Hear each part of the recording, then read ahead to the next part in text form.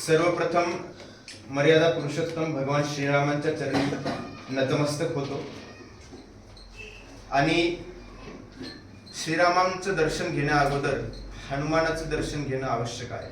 जसं महादेवाच्या मंदिरात गेल्यावर अगोदर नंदीचं दर्शन घ्यावं लागतं, तसंच रामाच्या मंदिरात गेल्यावर अगोदर हनुमानाचं दर्शन घ्यावं लागतं. इसलिए अपने लहू में बसा दिया जिसने मेरे श्री राम को, अपने लहू में बसा दिया जिसने मेरे श्री राम को, ऐसी भक्ति न देखी कहीं, नमन भक्त हनुमान को, नमन भक्त हनुमान को.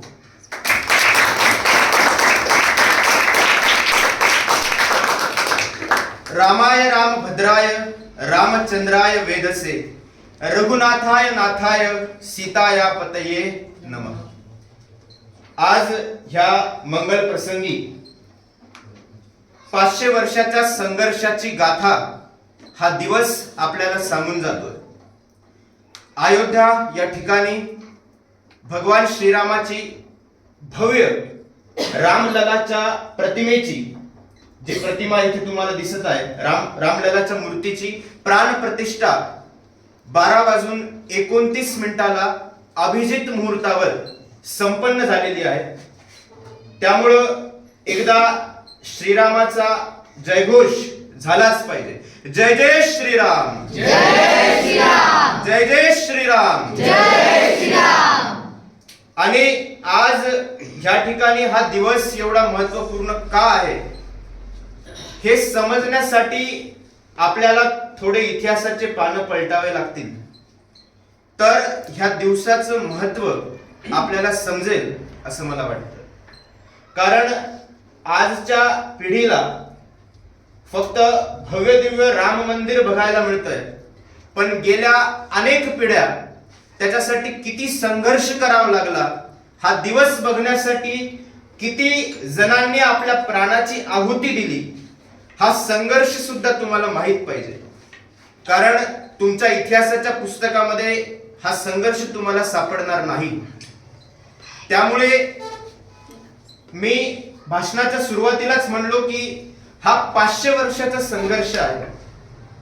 म्हणजे जर 1528 या साली आपण जर गेलो इतिहासात पाठीमागे, तर 1528 सर्वात पहिले बाबरनी मीर काफी ह्या त्याच्या सेनापतीला राम मंदिर तोडून बाबरी मशीद बांधायला सांगितलं होतं.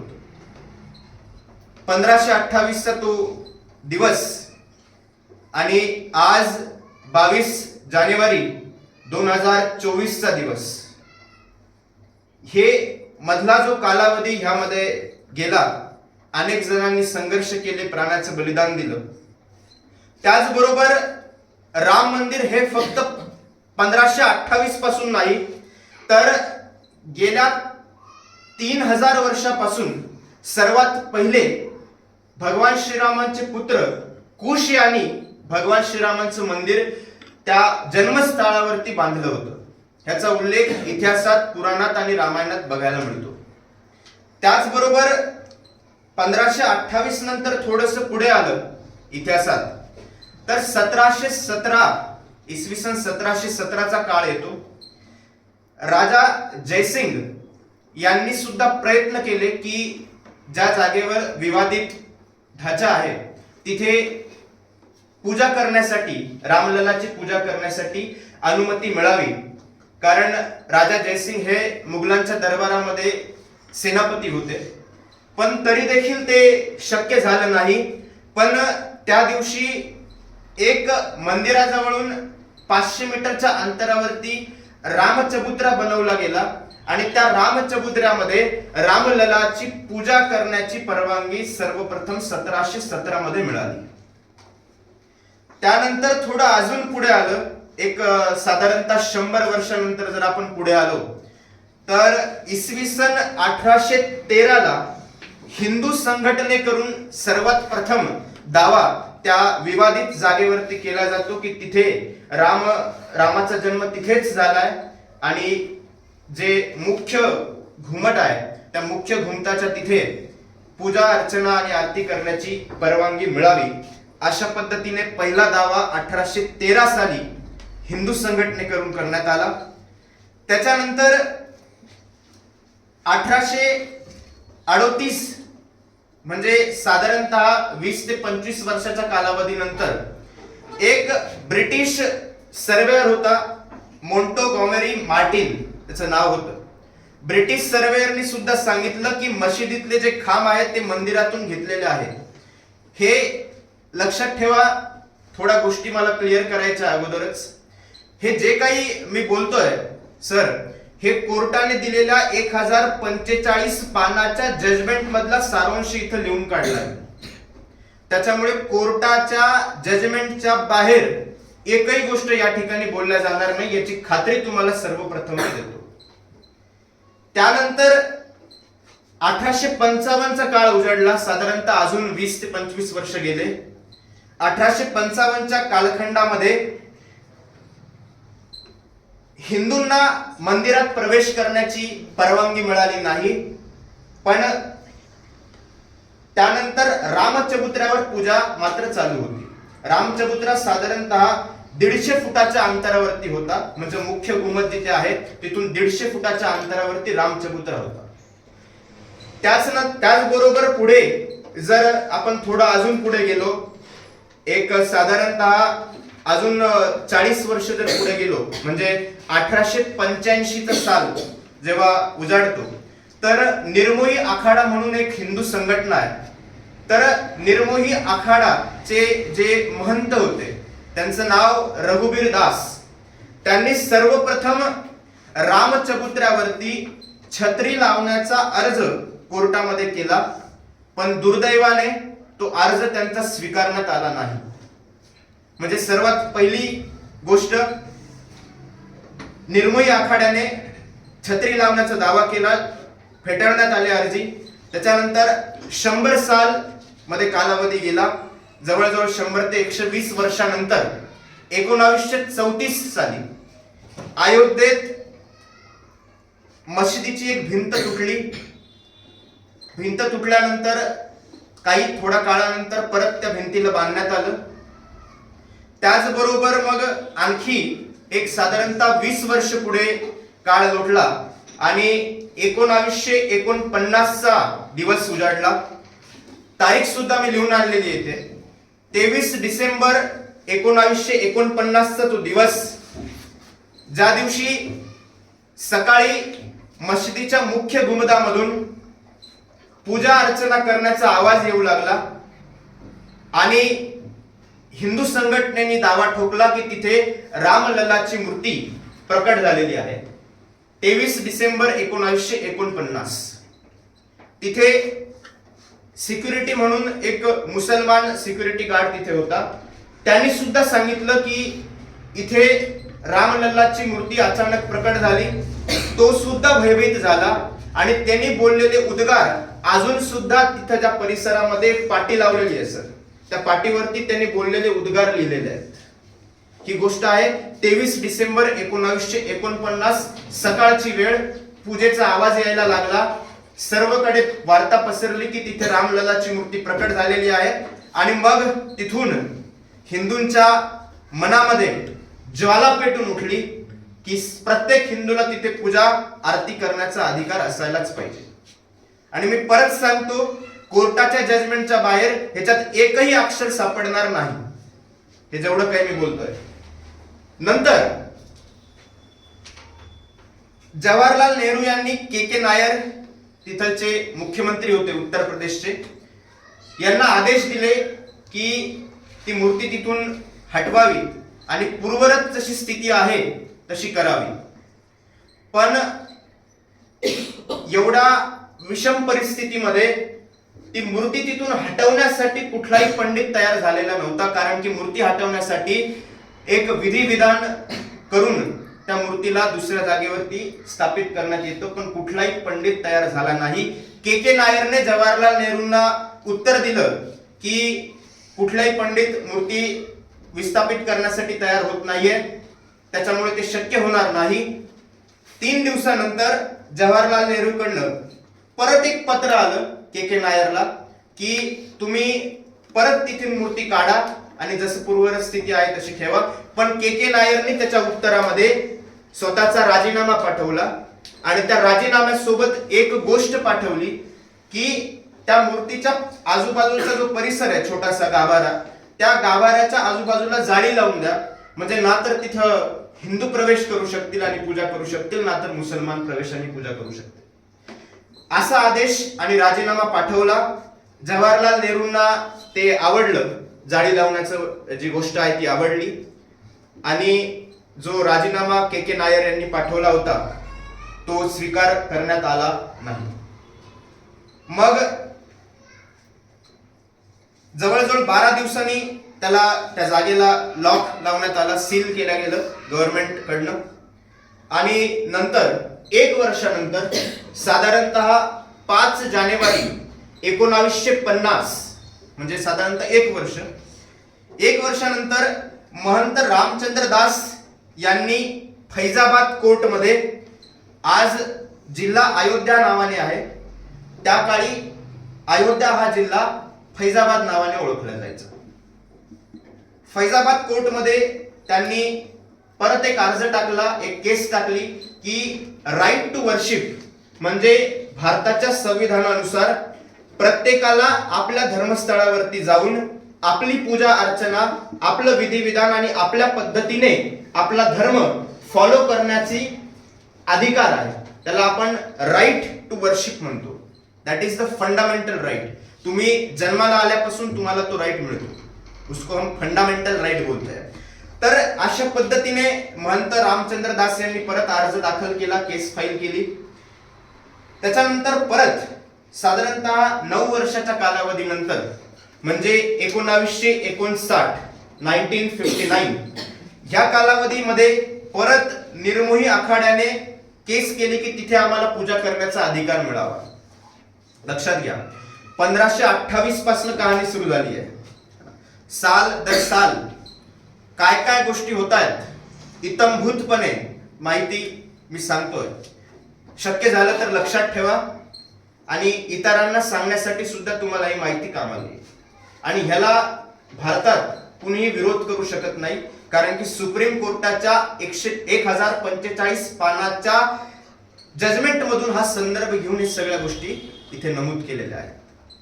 त्यानंतर 1961 साधारणतः 2 वर्षानंतर सुन्नी वक्फ बोर्ड, एक मुस्लिम बांधवांची एक संघटना आहे, त्यांनी सुद्धा केस केली आणि त्या जागेवरती दावा ठोकला की ही जागा सुन्नी वक्फ बोर्डच्या अंतर्गत येते आणि आम्हाला तिथे पूजा अर्चना करण्याचा अधिकार मिळावा.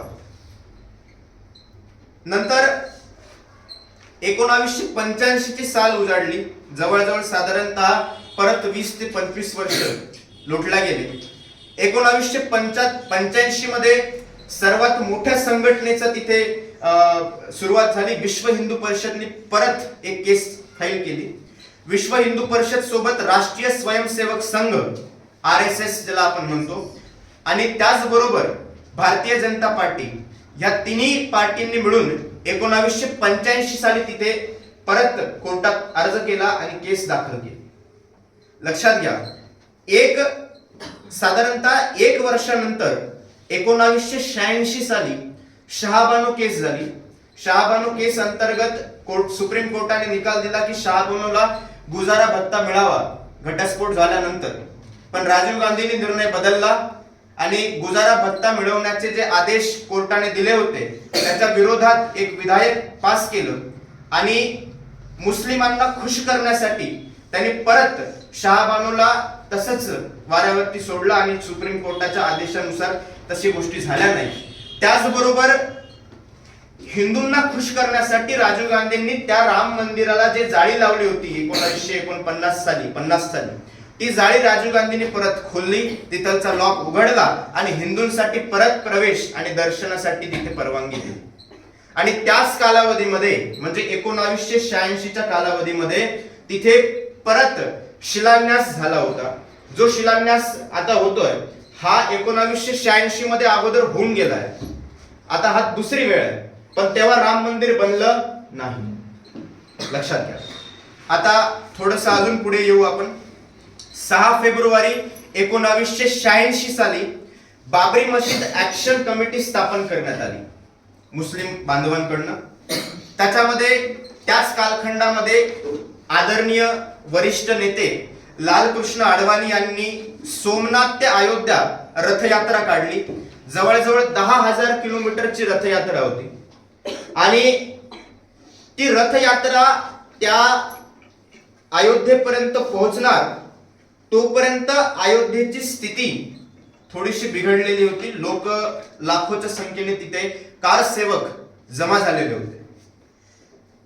त्या विवादित जागेचा प्लॉट नंबर सुद्धा मी इथे नमूद केलेला आहे. प्लॉट नंबर 586 ती विवादित जागेचा प्लॉट क्रमांक आहे, लक्षात ठेवा. त्याच्यानंतर 30 ऑक्टोबर 1990 चा दिवस उजाडला. 30 ऑक्टोबर 1990 ला मंगळवारचा दिवस होता. 30 ऑक्टोबर आणि 2 नोव्हेंबर हे 2 दिवस ह्या भारत भूमीवरती म्हणजे आझाद भारत भूमीवरती घडलेल्या सगळ्यात क्रूर गोष्टीचे सूचक होते. काय झालं त्या गोष्टीला लक्षात ठेवा, ऐकून डोळ्याला पाणी आल्याशिवाय राहणार नाही. 30 ऑक्टोबर 1990 मंगळवारचा दिवस कारसेवक लाखोच्या संख्येने तिथे जमा झाले होते. मुलायम सिंग यादवच्या सरकारने आदेश दिले की जर जमाव आटपत नसेल तर कारसेवकांवरती गोळी चालवा. तरुण कारसेवक 20-20 वर्षाचे 25-25 वर्षाचे कारसेवक तिथे मरण पावले. अनेकांचे परिवार उद्ध्वस्त झाले. 5 कारसेवकांचा जीव गेला. मग पुढचा दिवस उजाडला 1 महिन्यानंतर 2 नोव्हेंबर 1990 परत कारसेवकांवरती गोळी चालवण्यात आली आणि ह्या हत्याकांडामध्ये कारसेवक निहत्ते होते. कारसेवक फक्त श्रीरामाचं भजन गात होते. कारसेवकांनी कुणालाही परेशान केलं नाही, कुठेही दंगे घातले नाही, तरी सुद्धा त्यांच्यावरती गोळ्या चालवण्यात आल्या. 40 कारसेवक तिथे मरून पडले होते शरयू नदीच्या किनाऱ्यावरती. हे ऐकून डोळ्याला पाणी आल्याशिवाय राहणार नाही. मी जेव्हा ह्याच्याबद्दल रिसर्च करत होतो, वाचत होतो, तर मला सुद्धा 2 दिवस डोक्यात ही गोष्ट कंटिन्यू भिनत होती की 40 कारसेवक तरुण 20-20, 25-25, 22-22 वर्षाचे कारसेवक त्या शरयू नदीच्या किनाऱ्यावरती मरून पडलेले होते. अनेकांचे परिवार, कोलकात्याहून आलेले 2 सख्खे भाऊ, कोठारी बंधू 2 सख्खे भाऊ सोबतच मरण पावले. इतका दुर्दैवी काळा क्षण आझाद भारत, स्वतंत्र भारताच्या इतिहासात पहिल्यांदा बघायला मिळाला. आणि ते सुद्धा फक्त काय करत होते, राम नामाचा जाप करत होते. त्यांच्याकडे ना कुठलं शस्त्र, ना अस्त्र, ना काही, फक्त राम भक्तीमध्ये तल्लीन झालेल्या कारसेवकांवरती गोळी चालवण्यात आली. ही सर्वात दुर्दैवी गोष्ट ठरली आणि त्याचा परिणाम 6 डिसेंबर 1992 विवादित ढाचा हा मातीमोल करण्यात आला, जमीन सपाट करण्यात आली आणि तिथे भगवा झेंडा फडकवण्यात आला. लक्षात ठेवा.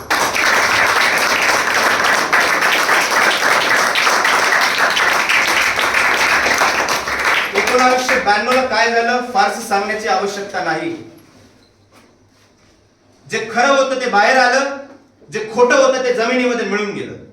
लक्षात ठेवा. 2002 साधारणतः 10 वर्षाचा कालखंड परत लोटला.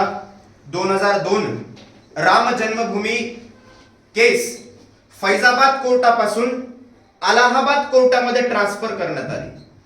लक्षात घ्या. नंतर अलाहाबाद कोर्टाने आदेश दिले की त्या जागेचं ASI सर्वेक्षण व्हायला पाहिजे. आर्किओलॉजिकल सर्वे ऑफ इंडिया यांनी आदेश दिले की त्या जागेचं सर्वेक्षण व्हावं, उत्खनन व्हावं. उत्खननामध्ये जे पुरावे समोर येतील त्या पुराव्याच्या आधारे कोर्टाने निकाल द्यावा. लक्षात ठेवा. नंतर 2010 साली साधारणतः 9-8 वर्षानंतर अलाहाबाद हायकोर्टने फायनल वर्डिक्ट दिलं आणि जवळजवळ 533 पुरावे मिळाले. सर 533 पुरावे उत्खननामध्ये मिळाले. लक्षात घ्या. आणि त्यावरून हे सांगण्यात आलं की त्या जागेवरती राम मंदिर होतं, पण तरी सुद्धा राम मंदिर बांधण्याचे आदेश कोर्टाकडून मिळाले नाही. लक्षात ठेवा. आणि विशेष म्हणजे तुम्हाला अजून एक गोष्ट सांगतो की आर्किओलॉजिकल सर्वे ऑफ इंडियाचे जे हेड होते ते सुद्धा एक मुस्लिम बांधव होते. लक्षात ठेवा. त्यांचं नाव सुद्धा मी तुम्हाला सांगतो, के मोहम्मद. म्हणजे आर्किओलॉजिकल सर्वे करण्यासाठी जे हेड होते के मोहम्मद, त्यांनीच सांगितलं की इथे राम मंदिर असण्याचे अवशेष, आता ते काय काय सापडले ते सुद्धा तुम्हाला सांगेल, तुमची क्युरियोसिटी चांगली आहे. राम मंदिराचे अवशेष, राम मंदिराचे खंबे हे तिथे सापडलेले आहेत असं कुणी सांगितलं? के मोहम्मद, जे की मुस्लिम धर्माचे आहेत, त्यांनी सांगितलं. लक्षात ठेवा.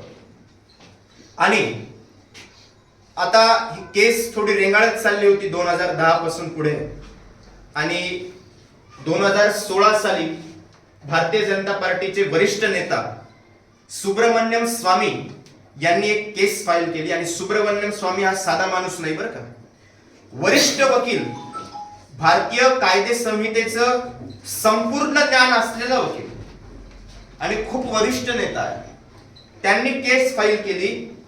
त्याच्यासोबत परत 32 नवीन अपील सुद्धा कोर्टामध्ये आल्या. 32 अपील आणि सुब्रमण्यम स्वामीची केस. अशा पद्धतीने मग ह्या केसला गती मिळाली.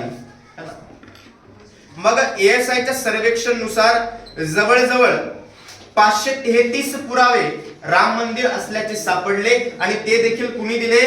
के मोहम्मद नावाच्या एक मुसलमान बांधवाने दिले. लक्षात ठेवा. आणि मुस्लिम धर्मानुसार ज्या जमिनीवरती विवाद आहे तिथे नमाज पढण्याची परमिशन नाही, हे पण लक्षात घ्यायचं. नंतर उत्खननात 2 पद्धतीचे पुरावे सापडले. एक साहित्यात असलेले पुरावे, म्हणजे जे लोकांनी लिहून ठेवलंय ते पुरावे, आणि दुसरे उत्खननात सापडले. आता 533 पुराव्यांपैकी फक्त 5 प्रमुख पुराव्यांची गोष्ट आपण इथे करणार आहे. थोडक्यात तुम्हाला सांगणार आहे. लक्षात ठेवा, हे तुमच्या लक्षातच पाहिजे. विष्णू हरी इन्स्क्रिप्शन, तिथे जेव्हा उत्खनन झालं तर एक दगड सापडला, त्या दगडावरती कोरलेलं होतं. त्या दगडावरती जे कोरलं होतं त्याला विष्णू हरी इन्स्क्रिप्शन म्हणलं जातं. त्याच्यामध्ये 19व्या लाईनला, 19व्या त्या लाईन मध्ये लिहिलेलं आहे की ये मंदिर उसका है जिसने 10 सिर वाले राक्षस को मारा था. और 10 सिर वाला राक्षस कौन है? और उसको मारने वाला कौन है? राम. लक्षात ठेवा. नंतर मशिदीमध्ये घंटा देखील आढळला, आणि घंटा हा मशिदीचा प्रकार नाही. घंटा फक्त मंदिरामध्ये प्रयोग केला जातो. त्याचबरोबर जे मशिदीमध्ये एकूण 12 खंबे होते, त्या एकूण 12 पिलर होते. तर 12 पिलरच्या डिझाईन मध्ये कलश बनवलेला होता, आणि मशिदीमध्ये कलश नावाचा प्रकार नसतो. लक्षात ठेवा. त्याचबरोबर जे मुख्य घुमट होतं त्या मुख्य गुंडाखाली कमळ बनवलेलं होतं, आणि मशिदीमध्ये कमळाचा प्रयोग होत नाही. आपले ब्रह्मदेव कमळावर आहे. रामललाची मूर्ती प्रतिष्ठापित झाली आहे, कमळावरती उभी आहे. म्हणजे कमळाचा उपयोग होतो हिंदू मंदिरामध्ये. त्यानंतर कलशाचा उपयोग होतो हिंदू मंदिरामध्ये. त्यानंतर घंटाचा उपयोग होतो हिंदू मंदिरामध्ये.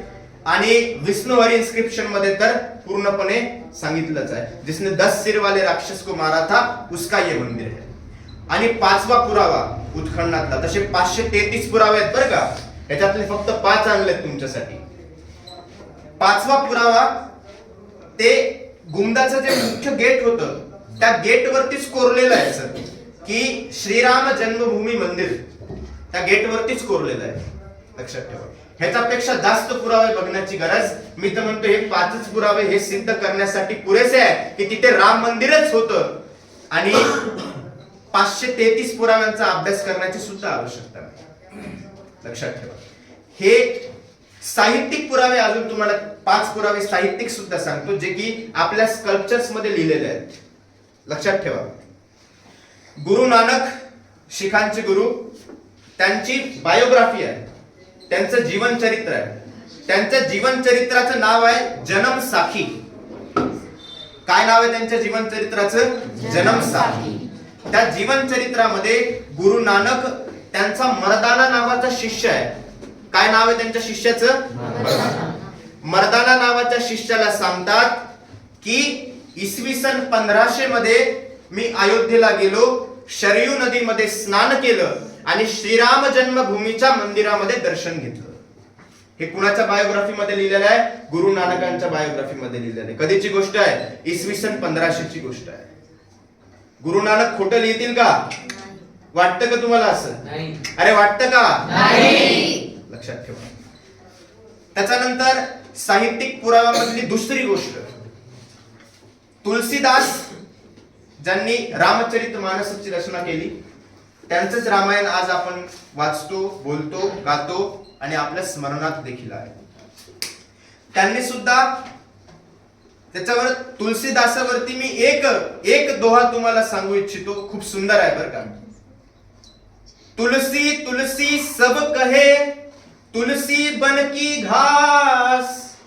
तुलसी तुलसी सब कहे, तुलसी बन की घास. और कृपा भयो रघुनाथ की, सो बन गए तुलसीदास.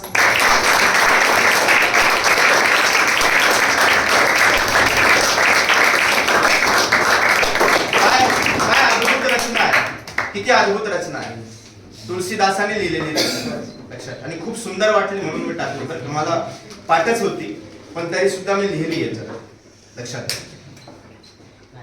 त्याचबरोबर तुलसीदासाने सुद्धा लिहिलेलं आहे की 1528 साली बहारी आक्रांतांनी येऊन राम जन्मभूमीचं मंदिर तोडलं आणि त्या ठिकाणी मशीद बांधलं. तुलसीदासांनी सुद्धा लिहिलेलं आहे. त्याच्यानंतर ब्रिटिश ट्रॅव्हलर ज्याचं नाव आहे विलियम फिंच, क्या नाम है उसका? William Finch. उसने भी ये लिखा हुआ है. त्याचं एक पुस्तक आहे, बुक का नाम है अर्ली ट्रॅव्हल्स इन इंडिया. क्या नाम है उसके बुक का? Early travels in India.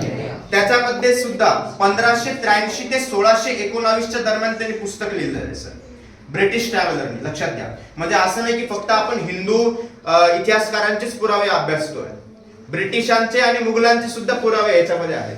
लक्षात ठेवा.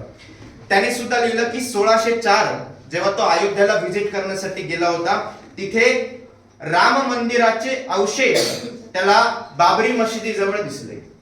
हे त्यांनी क्लिअर कट लिहिलेलं आहे त्याच्या पुस्तकामध्ये. 1604 ची गोष्ट आहे. थोडस पुढे येऊ आपण.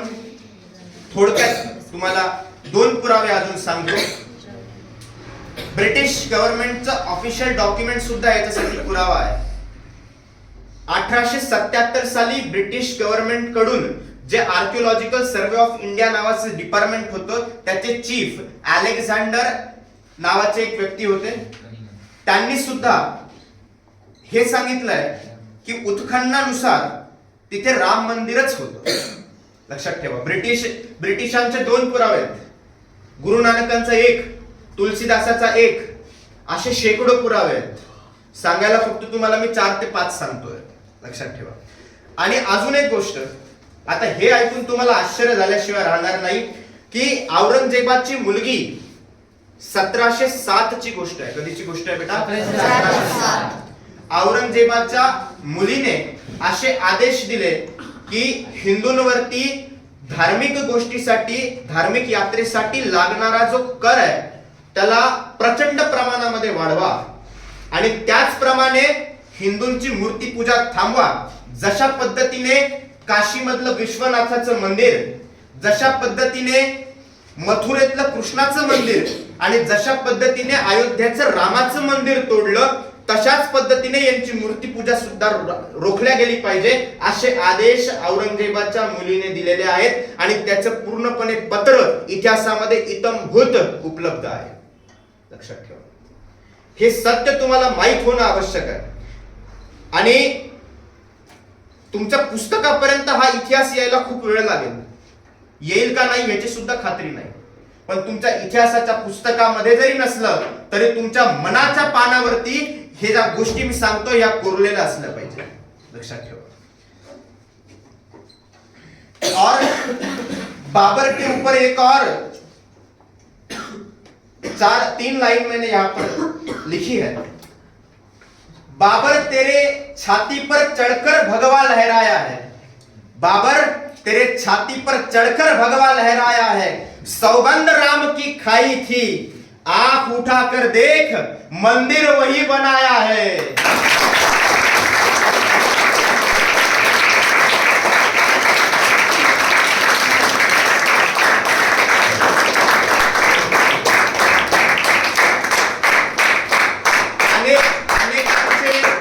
अनेकांचे आरोप आहेत की एवढे पैसे त्या मंदिराला खर्च करण्यापेक्षा त्या मंदिराच्या जागेवर एखादं हॉस्पिटल, एखादी शाळा, एखादं दुसरं काही गोष्टी ज्या सार्वजनिक लोकांसाठी उपयोगाला येतील अशा बांधाव्या. पण तुम्हाला आज सांगतो, इथे सांगतो की मंदिर बांधण्यासाठी श्रीराम जन्मभूमी ट्रस्टला 1 रुपयाचा देखील खर्च आलेला नाही. तुम्ही मला प्रश्न विचारसाल की सर कसं, ते देखील सांगतो. मंदिर बांधण्यासाठी 900 करोड रुपयाचं बजेट ठरवलं गेलं होतं. किती करोडचं? 900 करोड.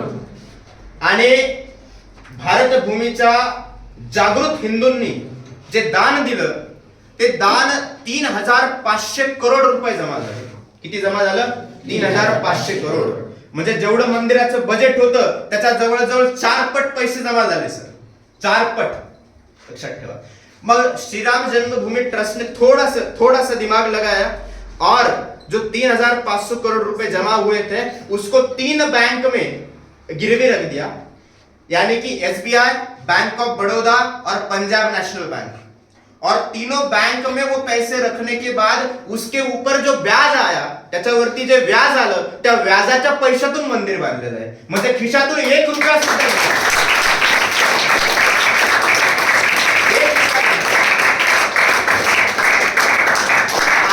आता बोलणाऱ्यांनी बोलावं की उगाचच पैसे खर्च केले. अरे पैसे खर्च करायची गरजच पडली नाही. जनतेने दिलेले 3500 कोटी अजून सुद्धा राम मंदिर ट्रस्टच्या नावावरती, अकाउंटवरती सेव्ह आहेत. त्याला अजून हातच लागला नाही, लक्षात ठेवा. आणि त्यामुळे ह्या कलियुगात भगवान श्रीरामाच्या मंदिराची आवश्यकता प्रत्येक जनमानसाला आहे. त्याच्याशिवाय आपलं जीवन अर्धवट आहे. कारण राम ही कुठल्या धर्माची गोष्ट नाही. लक्षात घ्या, मी तुम्हाला पुन्हा पुन्हा सांगतोय, राम ही कुठल्या धर्माची गोष्ट नाही, तर या भारताची गोष्ट आहे. आणि या भारताचे राम हे राष्ट्रपुरुष आहेत.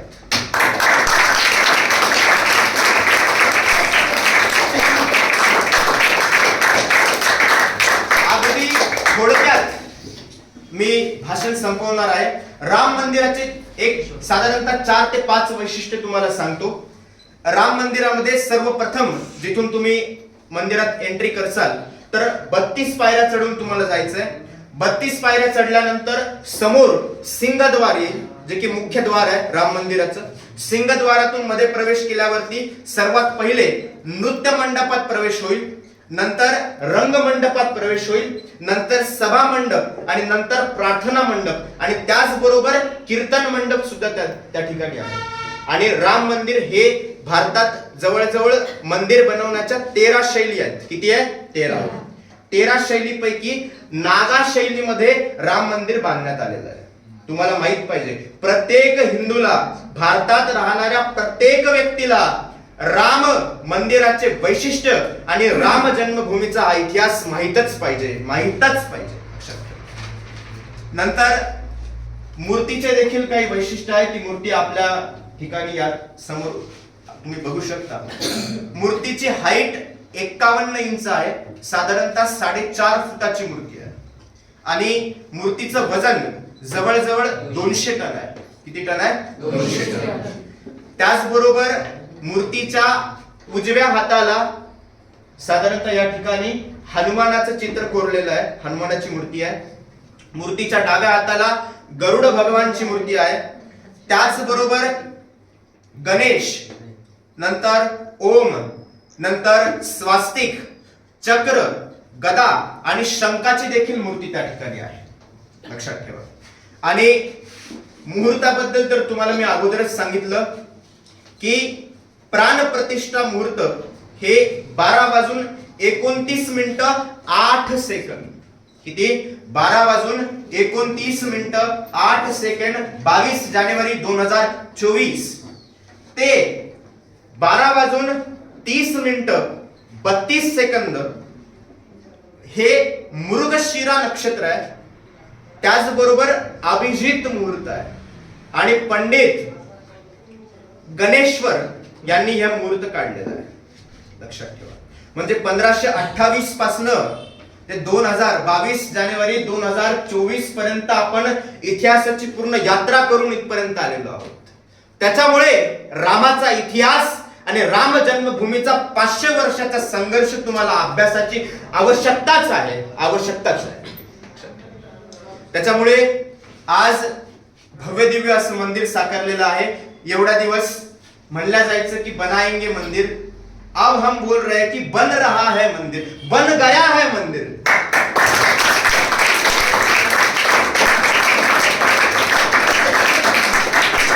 आणि लक्षात ठेवा,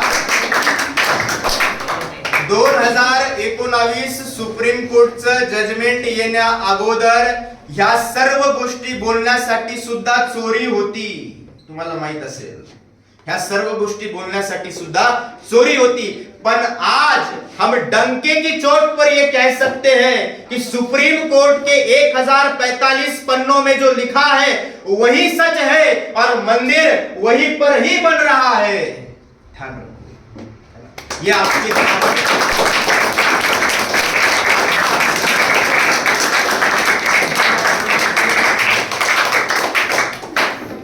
त्याच्यामुळे अशी आशा व्यक्त करतो की हा इतिहास तुमच्यापर्यंत पोहोचला आणि ते पोहोचवण्यासाठी भगवान श्रीरामाच्या कृपेने मी देखील प्रयत्न केला आणि अशी देखील अपेक्षा व्यक्त करतो की तुम्ही सुद्धा हा 500 वर्षाचा इतिहास घरोघरी पोहोचवसाल. आज इथे साधारणतः 35 ते 40 विद्यार्थी बसलेले आहेत.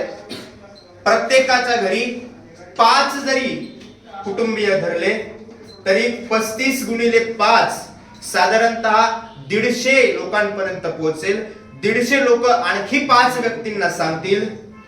असं करून हा इतिहास आपल्याला पूर्ण भारतामध्ये पसरवायचा आहे. एवढं बोलून मी माझे 2 शब्द संपवतो आणि पुन्हा एकदा प्रभू श्रीरामाच्या चरणी नतमस्तक होतो. जय श्रीराम, जय श्रीराम, जय जय श्रीराम, सियावर रामचंद्र की जय, महाबली हनुमान की जय, पवन